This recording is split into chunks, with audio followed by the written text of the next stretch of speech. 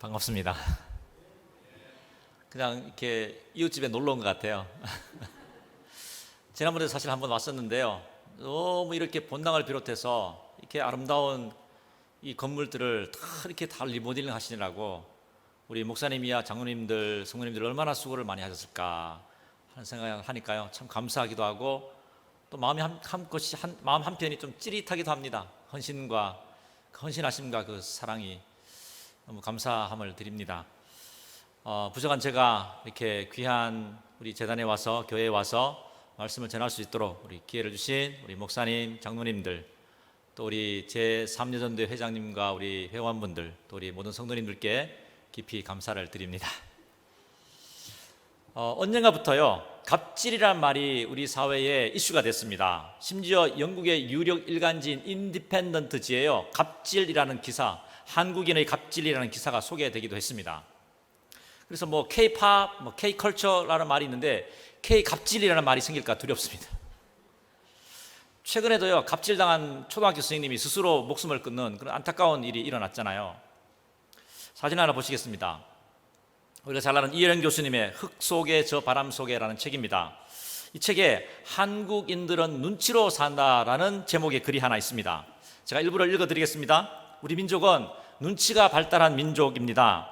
눈치만 빠르면 절간에서도 새우젓을 얻어먹는다는 속담이 있습니다.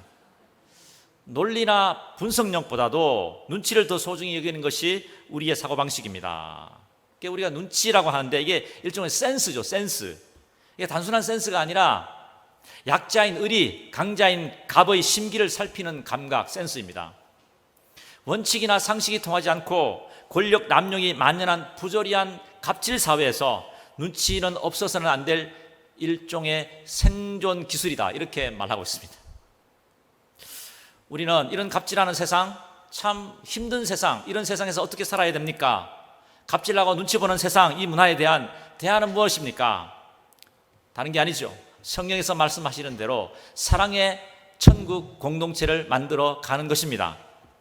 그 근본 원리가 우리가 잘 아는 방금 읽었던 31절에 나와 있습니다. 남에게 대접을 받고자 하는 대로 남을 대접하십시오.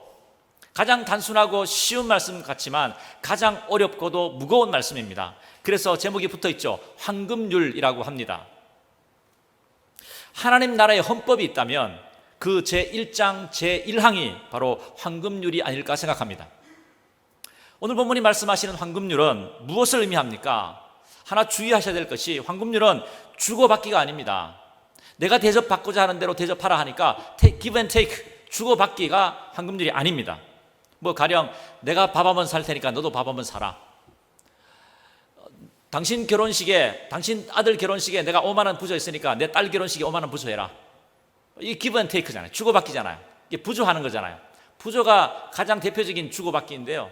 뭐 부조가 좋은 겁니다. 서로 상부상조하는 것, 좋은 전통이죠. 하지만 이 부조, give and take, 주고받기는 황금률이 아니라는 말씀입니다. 혹시 2002년 6월 22일에 무슨 일이 일어났는지 아십니까? 한일 월드컵 8강전에서 우리나라가 스페인과 맞붙은 날이었습니다. 그런데 그것보다 훨씬 더 중요한 일이 그날 일어났습니다. 바로 저희 부부가 결혼한 날입니다. 선배 목사님들 중에 나중에 아들을 낳으면 한국 축구팀의 4강 진출을 기념해서 이름을 금사강이라고 지으라고 했습니다. 근데 불행하게도 다 딸을 낳아서 금사강이는 이 세상에 없습니다. 어쨌든 결혼식을 마치고요, 신혼여행을 다녀와서 제가 한 일이 무엇이었을까요? 부조를 정리하는 일이었습니다. 제가 그때 가난한 전도사라서 부조를 한 일이 별로 없었습니다. 하지만 이런 생각이 들었습니다. 내가 얼마나 그분을 위해서 기도하고 애쓰고 도와드렸는데 부조를 안 하셨네. 지금 생각해도 너무 얼굴이 화끈거리고요, 창피합니다. 저는 돈으로 주고받기를 한 것은 아니지만 다른 식으로 주고받기, give and take를 했던 겁니다. 황금률은 나의 입장이 아니라 상대방의 입장에서 그 사람을 대접하는 것입니다. 이것이 결코 쉽지 않습니다. 우리는 바로 옆에 살면서도 우리가 처한 상황과 입장이 얼마나 서로 다른지 모릅니다. 서로 의견과 생각이 얼마나 다른지 모릅니다.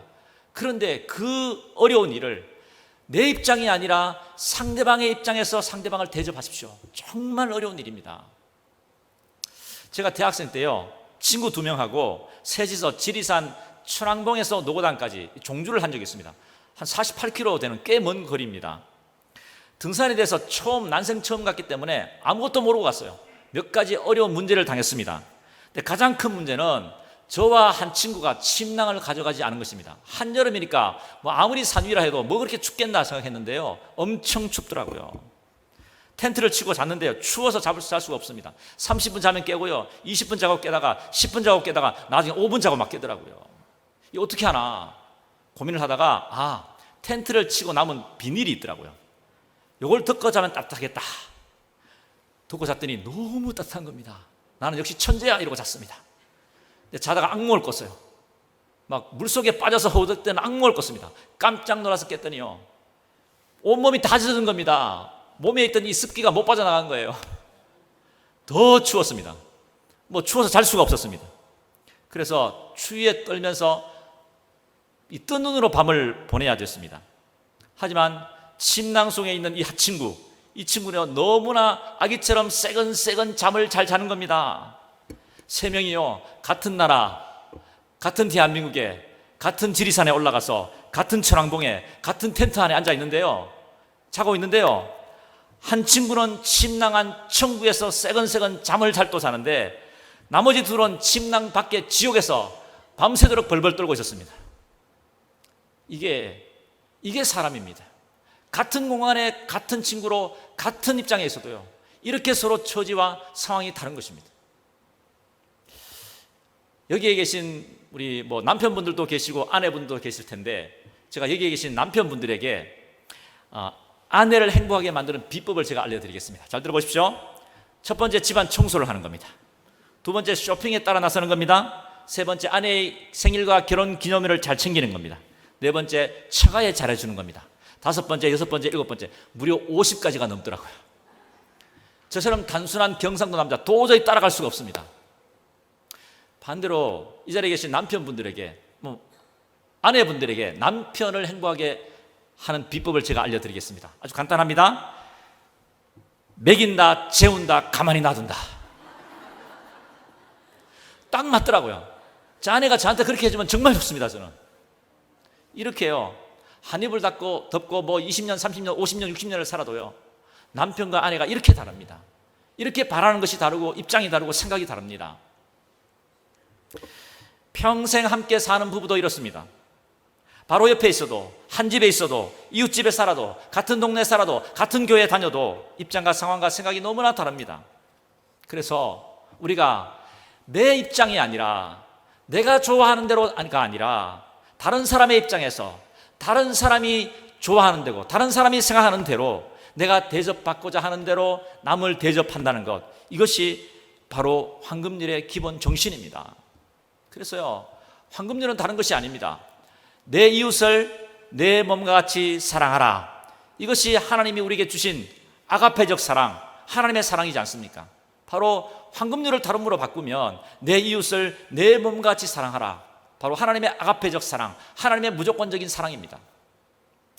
그래서요, 황금률이 나와 있는 또 다른 본문이 있죠. 마태복음 7장 12절 말씀입니다. 화면을 보시면서 함께 읽겠습니다. 그러므로 무엇이든지 남에게 대접을 받고자 하는 대로 너희도 남을 대접하라. 이것이 율법이요 선지자니라. 여기서 율법이요 선지자니라는 말씀이 추가되어 있습니다. 근데 율법과 선지자라는 말은 다른 말이 무슨 뜻입니까? 마태복음 22장 37절에 40절 말씀 계속해서 화면을 보시면서 읽겠습니다. 예수께서 이르시되 내 마음을 다하고 목숨을 다하고 뜻을 다하여 주 너의 하나님을 사랑하라 하셨으니 이것이 크고 첫째 되는 계명이요 둘째도 그와 같으니 내 이웃을 내 자신같이 사랑하라 하셨으니 이 두 계명이 온 율법과 선지자의 강령이니라. 여기도 율법과 선지자가 나오죠. 율법과 선지자는 다른 말로 하면 구약 성경 전체를 말하는 것입니다. 성경 전체를 말하는 것입니다. 그래서 구약 성경 전체를 한마디로 요약하면 하나님 사랑, 이웃 사랑, 하나님을 사랑하고 하나님을 사랑하는 그 아가페적 사랑으로 이웃을 사랑하는 것, 이것이 온 율법, 온 성경 전체를 한마디로 요약한 것이라는 것입니다. 그것이 바로 황금률입니다. 내가 대접받고자 하는 대로 남을 대접하십시오. 내 입장에서 내가 좋아하는 대로 내가 원하는 것이 아니라 상대방의 입장에서 상대방이 좋아하고 상대방이 원하는 대로, 그렇게 내가 대접받고자 하는 대로 대접하는 것, 이것이 바로 황금률이고 이것이 바로 하나님이 우리에게 명령하신 하나님의 사랑, 아가페적 사랑, 무조건적인 사랑이라는 것입니다. 하지만 세상에는요 이런 사랑이 없죠. 이런 사랑이 어디 있습니까? 오히려 세상은요 무자비하고 잔인합니다. 정글 같습니다. 약육강식의 정글 같아요. 이 지금 신약 성경이 이 누가복음이 쓰여지던 그 당시의 로마 사회도 그랬습니다. 영국에 가면요 베스라는 도시가 있어요. 그 베스라는 도시에서 베스, 베스룸, 이 목욕이라는 말이 나왔죠. 왜냐하면 그 도시에 굉장히 목욕탕과 목욕이 발달했거든요. 그 베스라는 도시에 가시면 로마 시대의 여러 신전이 발견되었습니다. 사진을 보시겠습니다. 그 중에서 이 미네르바 신전이라는 유적지가 바로 저 유적지인데요. 저 미네르바 신전 유적지에 가면 저곳에서 발굴을 하다 보니 수많은 기도문들이 나왔습니다.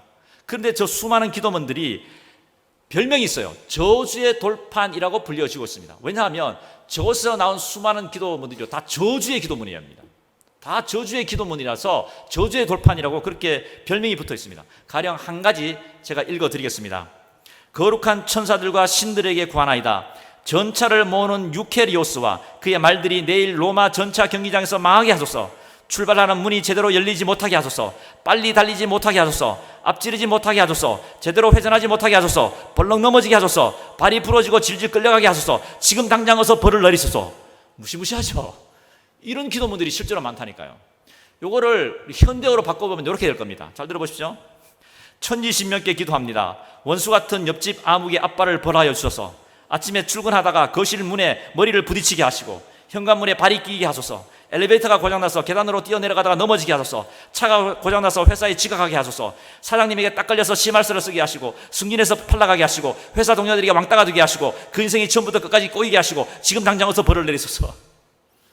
정말 무시무시한 저주의 기도문들이 많이 나왔습니다. 이것이 우리가 살아가는 인생입니다. 세상입니다. 여러분 오늘날 우리도 마찬가지입니다. 우리가 살아가는 세상이 정말 그렇지 않습니까? 사랑이 풍성하고 사랑이 풍성하고 서로가 배려해주고 서로가 남에게 대접받고자 하는 대로 남을 대접해주고 하나님의 사랑으로 챙겨주고 배려하고 그런 것을 어디 있습니까? 정말 보기 힘듭니다. 가정에서나 겨우 있을까요? 죄송하진 말씀이지만 교회에서도 그렇지 못한 모습들이 많이 있더라고요. 한국 교회만 그런 것이 아니라 미국 교회도 그렇습니다. 미국 교회에요 이런 우스개 이야기가 있습니다. 한 남자가 샌프란시스코 그 검문교 있지 않습니까? 검문교 골든 게이트에서 뛰어내려서 자살하려는 여성을 발견하고 소리를 칩니다. 하나님은 당신을 사랑하십니다. 그러니까 그 여자가 그 이야기를 듣고 눈에 눈물이 맺힙니다. 그래서 그가 묻습니다. 당신은 기독교인입니까? 여자가 대답합니다. 그렇다고 대답합니다. 남자가 또 묻습니다. 저도 그런데요. 그러면 개신교인입니까? 천주교인입니까? 그 여자가요. 개신교요 말했습니다. 대화가 계속 이어집니다. 아이고 저도 그런데요. 무슨 교 다니십니까? 침례교요. 아이 저도 그런데요. 북침례교입니까? 남침례교입니까? 북침례교요. 아이고 저도 그런데요. 보수주의 북침례교입니까? 자유주의 북침례교입니까? 보수주의 북침례교입니다. 아이고 정말 놀랍습니다. 저도 그렇습니다. 보수주의 북침례교 근본주의입니까? 보수주의 북침례교 개혁주의입니까? 보수주의 북침례교 근본주의입니다. 계속 이어갔어요. 그러다가요. 보수주의 북침례교 근본주의 중부노예 1912년 공유회입니다. 이러니까요. 자기하고 다른 겁니다. 그러니까 남자가 뭐라 합니까? 갑자기 소리를 지면서 이단이군요. 그냥 뛰어내려 죽어버리세요. 이게 우스개 얘기인데요. 얼마나 우리가 교회 안에서 편가르기를 좋아하고 서로 사랑하고 서로 용납해주고 서로 아껴주고 서로 내 이웃을 내 몸같이 사랑하고 내가 대접받고자 하는 대로 남을 대접하는 정신이 아니라 심지어 교회 안에서도 이렇게 서로 편을 나누고 조금 다르면 다르다 그러고 이렇게 살아가는 그 성도들의 모습을, 교인들의 모습을, 우리의 모습을 이 우스운 이야기지만 풍자적으로 말해주고 있는 것 아니겠습니까? 여러분 우리가 이래서는 안 되겠습니다. 황금률은 주님의 사랑입니다. 하나님의 사랑입니다. 조건 없는 사랑입니다.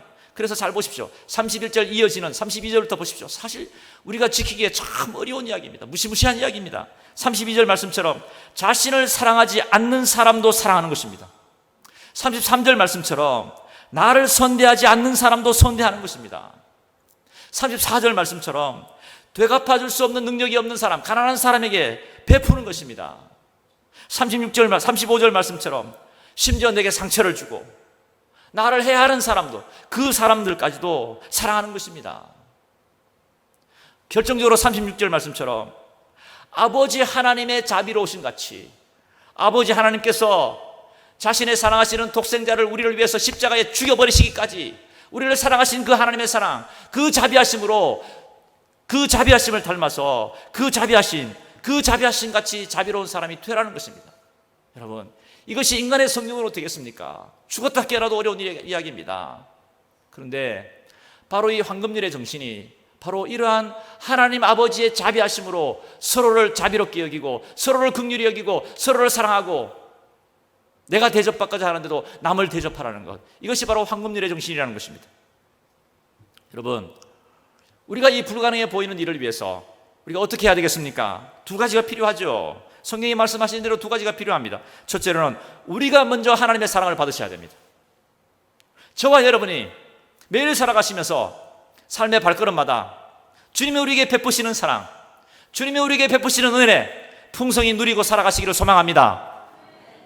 네, 여러분, 우리가 현실적으로요, 죄인인 우리가 죄로 가득한 이 땅에 살아가면서 하나님의 은혜를 누리기가, 하나님의 사랑을 누리는데 너무 많은 장애물들과 방해물들이 있습니다. 쉽지가 않습니다. 우리가 이 땅에 살아가면서 고생하고 상처받고 살다 보니까 하나님께서 우리를 사랑하십니다. 하나님께서 무조건적으로 우리를 사랑하십니다. 믿기가 쉽지가 않습니다. 우리가 믿는 사람이라고 하는데 믿기가 쉽지가 않아요. 늘 조마조마합니다. 내가 혹시 잘못하지 않을까? 내가 다른 사람들을 실망시키지 않을까? 그렇게 두려워합니다. 혹시 내가 다른 사람들에게 미움받지 않을까? 내가 사랑스럽지 못한 존재가 되지 않을까? 내가 사랑을 받지 못할까? 노심초사합니다. 늘 내가 과거에 실패한 기억, 잘못한 기억, 거기서 매여 살아갑니다. 다른 사람 실망시켰다는 그 죄책감, 집요하게 우리를 괴롭힙니다. 제가요, 오래전에, 아직 결혼하기 전에 미혼일 때요, 전도사 시절에 제가 섬기던 교회에서 교육자님들이 종종 그 한강 고수부지 축구장에 가서요, 그 동호회팀 있지 않습니까? 축구 동호회팀과 축구 시합을 하곤 했습니다. 제가 축구를 잘하게 보입니까? 못해 보입니까? 못해 보입니다. 못합니다. 저 운동신경이 별로 없어요. 축구를 못했지만 최후방, 최전방이 아니라 최전방 공격수가 아니라 최후방 수비수로 열심히 뛰었습니다. 그런데 어느 날 이 골키퍼를 담당하는 목사님이 뭐 다른 일이 생기셔가지고 못 나오신 겁니다. 그런데 그 주장 목사님이 저를 보더니요, 야, 금전도사 팔다리가 길어서 골키퍼를 잘할 것 같다는 겁니다. 저는 막 극구상했습니다. 저 못합니다. 정신을 차리고 보니까 이미 제가 골키퍼 장갑을 끼고 있어요. 아유, 정말 식은땀이 났습니다. 마음속으로 제가 얼마나 기도했는지 모릅니다. 공이 넘어가기만 하면 기도했어요. 주님, 제발 태풍이 불어서 저 공이 이쪽으로 못 나오도록 막아주십시오. 주님은 응답하지 않으셨습니다.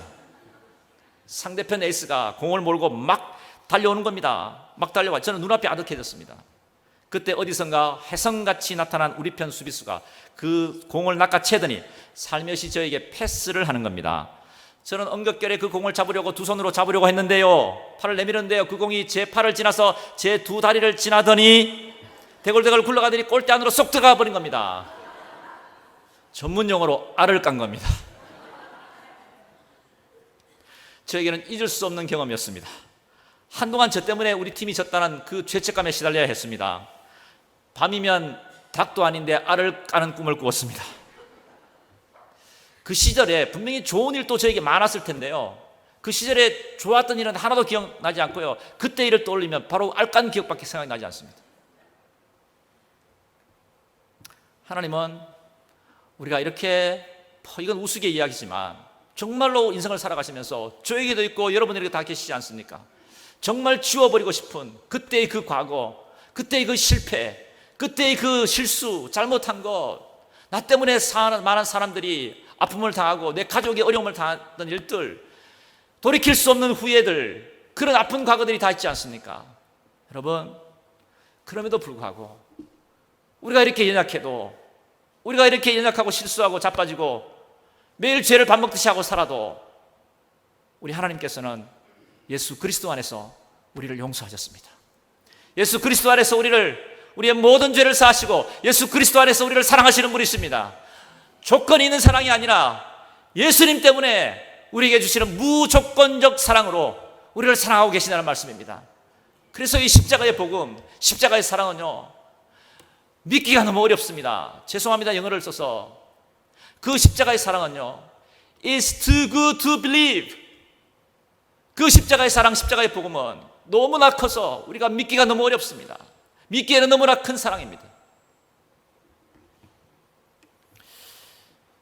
어느 기독교 신문에 실린 어느 아버지의 고백이라는 글을 읽은 적이 있습니다. 초등학교 학생이 아들이 친구들을 데리고 집으로 막 데리고 왔어요. 이 아빠가 그 아이들의 대화를 우연히 엿듣게 되었습니다. 한 아이가 신문에 난 그 유명 가수를 보더니 가수를 가리키면서 자랑스럽게 말합니다. 우리 아빠는 방송국 PD여서 저 가수를 알아, 이렇게 말하는 겁니다. 옆에 있던 다른 친구가 질 수가 없죠. 어깨를 으쓱하면서 우리 아빠는 국회의원을 잘 알아. 다른 친구 질 수 없죠. 우리 아빠는 장관을 잘 알아. 막 이렇게 말합니다. 그런데 자신을 가만 생각하니까요, 자신은 그냥 평범한 월급쟁이고 그냥 교회 집사입니다. 걱정이 되는 거예요. 야, 우리 아들이 아빠 때문에 귀가 죽지 않을까 걱정스럽게 쳐다보고 있는데요, 귀를 기울이고 있는데 자기 아들이 이렇게 당당하게 말하더랍니다. 우리 아빠는 하나님과 엄청 친하다. 우리 집에는 성령이 됐다 많아. 한번 볼래? 그 아들의 이야기를 들으면서 그 집사님, 평범한 회사원에 든 집사님 마음속에 감동이 있는 겁니다. 그렇지, 내가 장관님하고 친하지 못해도, 내가 국회의원하고 친하지 못해도, 내가 뭐 잘 나가는 KBS PD는 아니어도, 평범한 직장인이어도 하나님하고 친하지. 하나님하고 친하지. 대통령 중에 대통령보다도 더 높으신 왕 중에 왕이신 하나님하고 친하지. 이 마음에 너무 위로가 되시더랍니다. 사진 하나 보시겠습니다. 책은요, 참 오래전에 나온 책입니다. 한신대 초대 학장을 지냈던 고 김정준 목사님의 책인데요, 삶에 이르는 병이라는 책입니다. 목사님이 23살의 나이에 폐결핵 사기, 뭐 요즘은 결핵이 아무것도 아닌데요, 그 시대에는요 폐결핵 사기면 요즘 가장 힘들다는 뭐 췌장암 사기쯤 되지 않겠습니까? 폐결핵 사기로 사형 선고를 받았습니다. 어느 날 죽음을 눈앞에 두고 병원 침상에 누워서 창밖을 내다보고 있는데요, 나비 한 마리가 실수로 이 병원 안에 잘못 들어왔다가 나가려고 발버둥을 치는 겁니다. 창문에 막 벽을 부딪히고 머리를 부딪히고 발버둥을 칩니다. 아무리 해도 나갈 수가 없죠. 혼자 힘으로 빠져나갈 수 없는 그 절망의 나비를 불쌍히 여겨서 이 목사님이 창문을 열고 보내줬답니다. 그리고 훨훨 날아가는 그 나비를 보면서 그 목사님의 마음속에 이런 생각이 드는 겁니다. 저 나비가 나지. 저 나비가 나지. 내 힘으로는 도저히 벗어날 수 없는 이 중한 질병, 죽음의 질병을 벗어날 수 없지만 하나님의 손에 붙들리면, 나를 사랑하시는 하나님의 손에 붙들리면 살 수 있다 라는 그 하늘의 음성이 그 목사님의 마음 깊은 곳에 들리는 겁니다. 그리고 그때 시를 한 편 쓰셨습니다. 제가 그 일부분, 마지막 부분을 읽어드리겠습니다.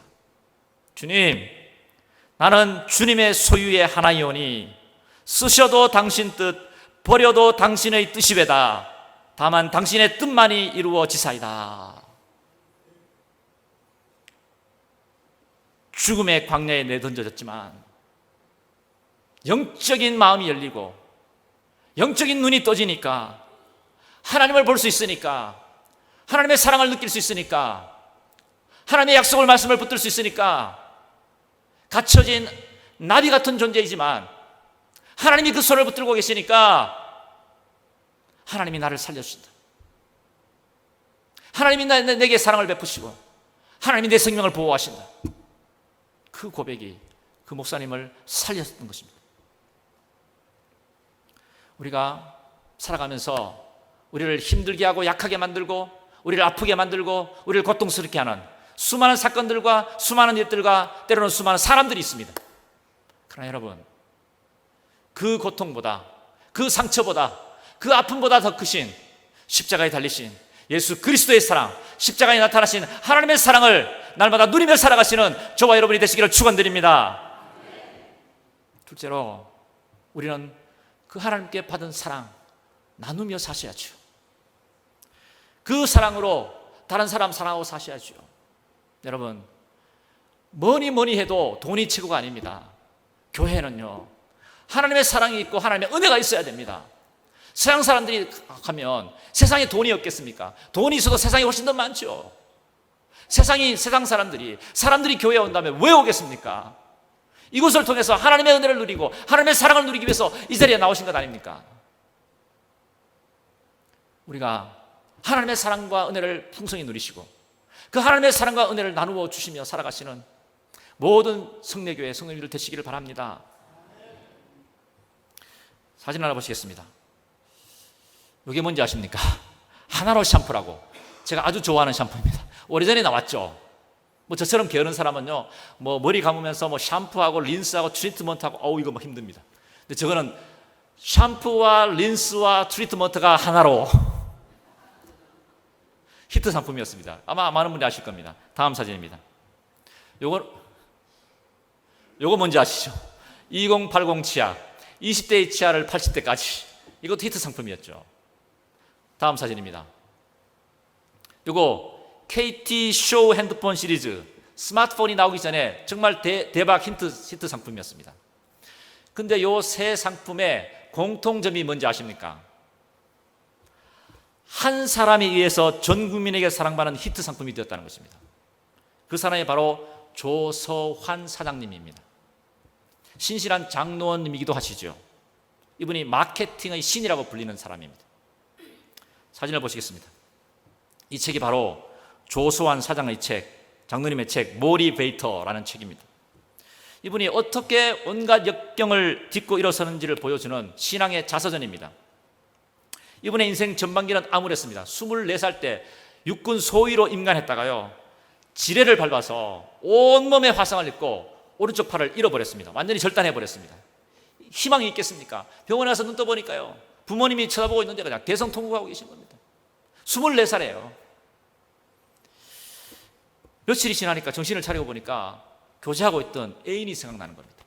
그런데 이 몰골로 오른쪽 팔 완전히 날아가고 온몸에 흰 붕대 칭칭 감고 있으면서 그 애인을 볼 전화를 할 용기가 안 생기는 겁니다. 망설이다가 겨우 전화를 했습니다. 그래서 애인이 왔어요. 병실 문을 열고 들어오는데 얼마나 눈부시게 아름다워 보이는지요. 서로 그 모습을 보고요, 들어와서 30분간 서로 말을 못했답니다. 쳐다보고만 있었어요. 서로 너무 이게 상황이 어려웠어요. 그리고 30분 바라보다가 이 조서환 사장이 찾아온 그 애인에게 겨우겨우 한마디 했답니다. 아직도 나 사랑해. 얼마나 절박한 질문입니까? 뭐 버리더라도 할 말이 없죠. 그녀가 말없이 2번 고개를 끄덕끄덕 하더랍니다. 근데 그때 그 여인의 나이가 22살이었습니다. 22살의 꽃다운 그녀가 부모님의 결사적 반대에도 불구하고 그를 끝까지 포기하지 않았답니다. 한참 세월이 지난 후에 이 조서환 장로님이 이렇게 말했습니다. 그때는 오직 이 소중한 사람을 어떻게 행복하게 해줄까라는 생각밖에 없었습니다. 그때부터 내 안에 있던 잠들어 있던 거인이 깨어났습니다. 그리고 그때부터 이분이 입지전적으로 살았어요. 그 부인의 사랑 때문에. 그때는 이분이 교인이 아니었습니다. 믿음이 없는 사람이었습니다. 근데 이 부인이 참 신실한 부인을 만났어요. 정말 하나님의 사랑으로 자기 남편을 이렇게 세운 거죠. 그래서 그 신실한 아내가 하나님의 아가페적 사랑으로 고난 가운데 있는 한 암자를 끌어안았을 때 그가 다시 일어설 수 있었던 것입니다. 우리가 그냥 주고받게 하고, 너 하나 줬으니까 나 하나 주고, 나 하나 받았으니까 너 하나 주고, 뭐 이 정도만 해도 잘하는 겁니다. 사실 사회생활 하면서 이거 잘하는 사람도 참 보기가 어렵더라고요. 이 정도만 해도 훌륭한 겁니다. 하지만 그래도 우리가 그리스도인이고 우리가 하나님께 받은 사랑이 있다면, 하나님께 받은 은혜가 있다면 이걸 좀 뛰어넘는 사랑을 할 수 있기를 바랍니다. 조건 없는 사랑, 주고받기가 아니라 조건 없는 사랑, 내가 받지 못했지만 하나라도, 아니 콩 반 개라도 줄 수 있는 그러한 하나님의 사랑을 실천하고 살 수 있는 저와 여러분이 되시기를 바랍니다. 그래서요, 참 제일 어려운 것이 뭔가 하면 나와 다른 사람을 포용하고 용납하는 것입니다. 이게 정말 어렵더라고요. 목사가 돼서 이거 하려고 해도 참 힘들더라고요. 그래서 우리가 정말 이 좋은 예배당에서 이렇게 우리 좋은 우리 성령교회 성도님들 이렇게 좋은 분들이 많으신데요, 정말 천국 같은 공동체를 만드시기 위해서 서로가 사랑하고 서로가 포용하고 서로가 용납할 수 있는 그런 공동체가 될 수 있기를 소망합니다. 그러기 위해서는요, 제가 한 가지 구체적인 방법을 알려드리겠습니다. 사람을 보는 관점입니다. 따라해 보시기 바랍니다. 마침표가 아니라 느낌표로 봅시다. 마침표가 아니라 느낌표로 봅시다. 죄송합니다. 물음표로 봅시다. 마침표가 아니라 물음표로 상대방을 바라보는 것입니다. 내 마음에 들지 않는 사람 계시죠? 네. 내 마음에 들지 않는 사람이 한 명밖에 없다면 손 들어보십시오. 안 계시죠? 2명, 3명, 10명. 왜 이렇게 많아요? 네, 사실이죠. 죄송합니다. 사람을 만나다 보면 내 마음에 딱 드는 사람 한 사람도 없습니다. 만나는 사람만큼 내 마음에 들지 않죠. 네, 여러분, 그렇게 내 마음에 들지 않는 사람, 심지어는 관계하기 어려운 사람, 심지어는 이기적인 사람, 나를 불편하게 하는 사람, 내게 상처를 주는 사람, 내게 폐해를 끼치는 사람, 이런 사람들까지도 마침표로 낙인을 찍지 마셔야 됩니다. 낙인을 찍지 마십시오. 가령 너 왜 늦었어? 너 왜 이렇게 늦었어? 너 왜 그랬어?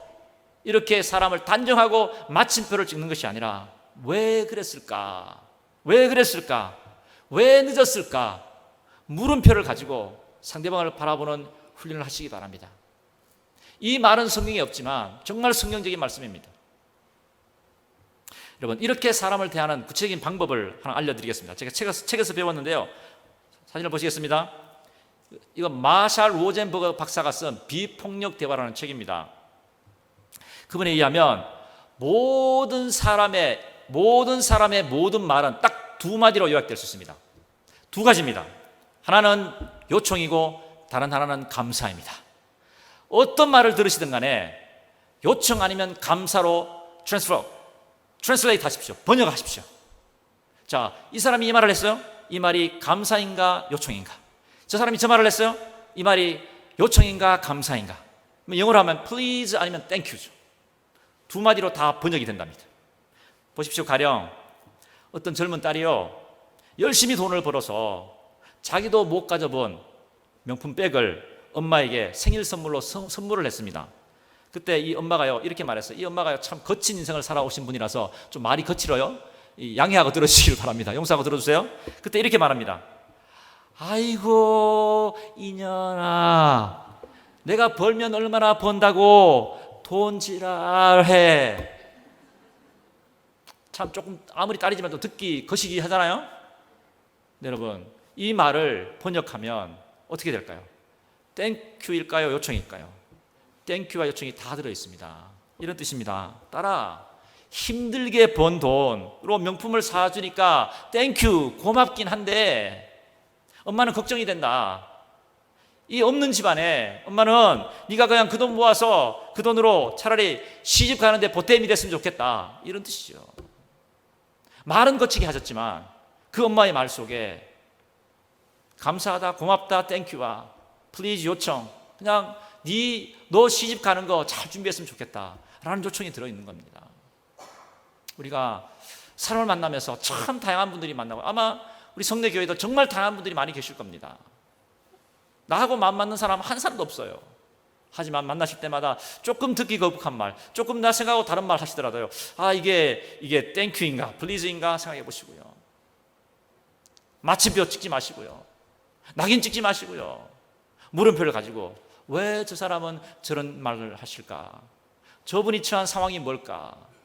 저분이 어떤 상처가 있어서 저런 말을 하실까?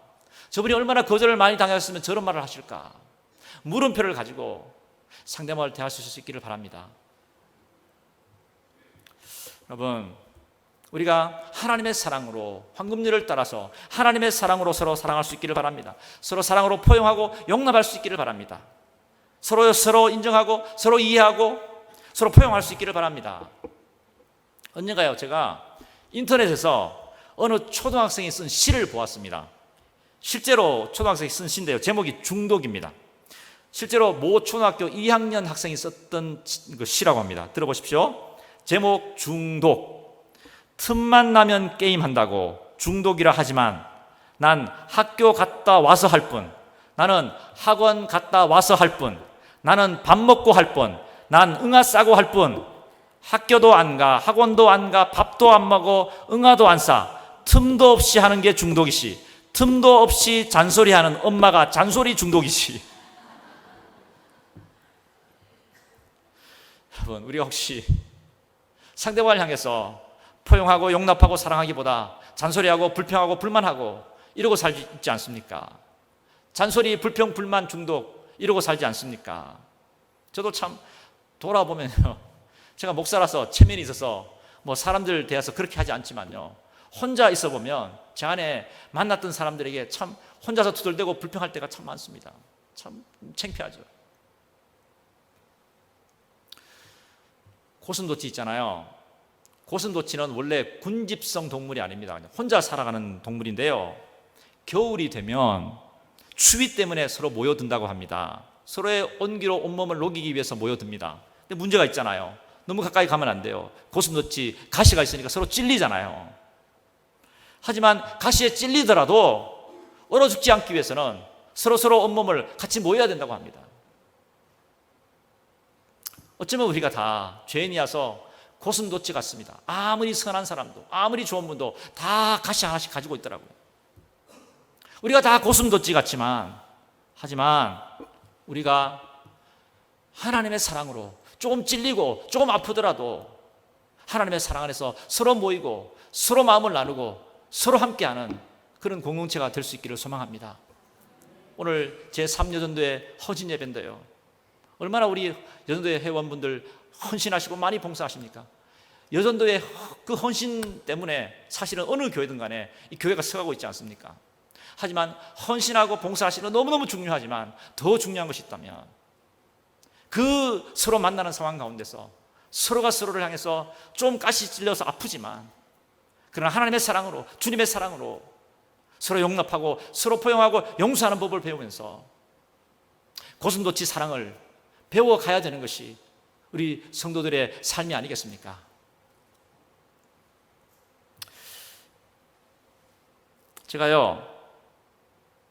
제가 가장 사랑하는 사람이 누구겠습니까? 제가 가장 사랑하는 사람이요, 하나님 빼놓고는 저희 가족이겠죠. 물론 저에게 아내는 한 명밖에 없습니다. 딸은 2명 있습니다. 저희 가족을 사랑하는데요, 초등학교 6학년인 늦둥이 둘째 딸을 보면 정말 제가 사랑하고 사랑스럽습니다. 이제 대학생이 된 첫째 딸을 보면요, 사랑하지만 부담스럽습니다.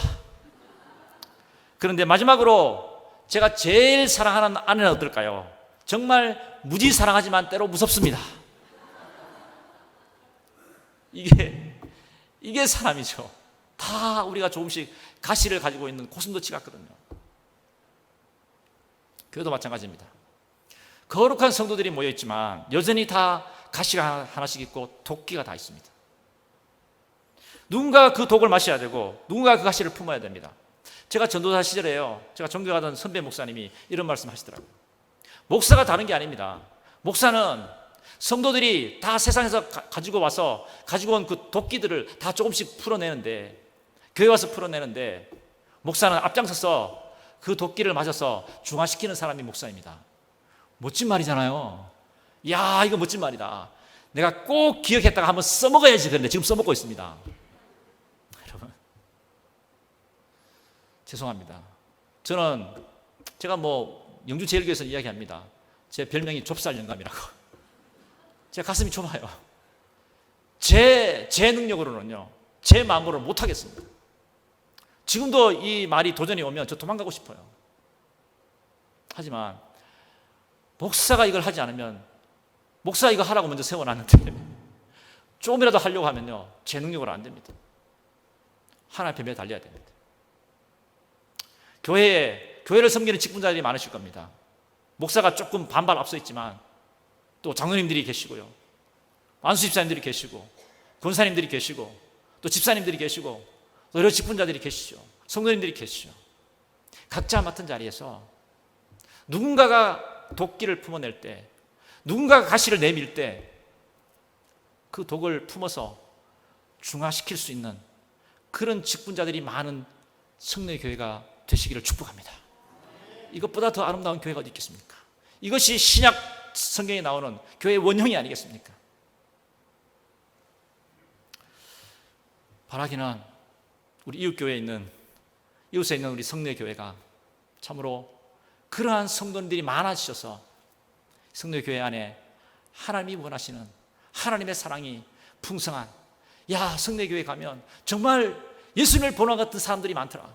정말 성례교회 가니까 은혜가 풍성하더라. 따뜻한 마음이 느껴져서 가고 싶더라. 이런 마음이 드는 교회가 되시기를 축원드립니다. 그러려면 저처럼 다 저보다는 마음이 넓으시겠지만 저처럼 새 가슴이 있는 분이라도요, 마음을 찢어서 좀 넓히셔야 됩니다. 아프잖아요. 이 근육을 찢으려면 아프잖아요. 운동이 다른 게 아니더라고요. 근육을 찢는 거더라고요. 그래야 튼튼해지더라고요. 마음의 근육을 좀 찢어야 됩니다. 새 가슴 같은 마음을 좀 넓히셔야 됩니다. 이게 참 쉽지 않더라고요. 그래도 여러분, 내가 조금 아파서, 내 마음이 조금 아파서 내 마음이 넓어지고 내 마음 안에 하나님의 사랑이 많이 들어오고 내가 조금 마음을 찢어서 아픈 것 때문에 우리 가정이 살아나고 우리 교회가 살아나고 우리 이웃이 살아난다면 이것보다 하나님께 더 영광되는 일이 어디 있겠습니까? 우리가 조금씩 다 작은 마음을 찢어서 운동 열심히 해서 근육을 찢어서 튼튼한 사람이 되는 것처럼 우리 마음의 근육을 찢어서 아프지만 내가 주님 앞에 사랑을 많이 받은 튼튼한 건강한 그리스도인이 되고 내가 섬기는 가정이 건강한 가정이 되고 내가 섬기는 성례교회가 건강한 가정이 되면 교회가 되면 얼마나 좋겠습니까? 옛날에요, 마지막으로 이 이야기만 하고 마치겠습니다. 어느 집에 물을 대는 머슴이 있었습니다. 매일 장대를 어깨에 메고 양끝에 항아리를 걸었죠. 그렇게 가지 않습니까? 그런데 항아리 한쪽은요, 한쪽 항아리가 한쪽이 조금 깨어져 있어요. 조금만 깨어져 있어도 이게 물이 다 새지 않습니까?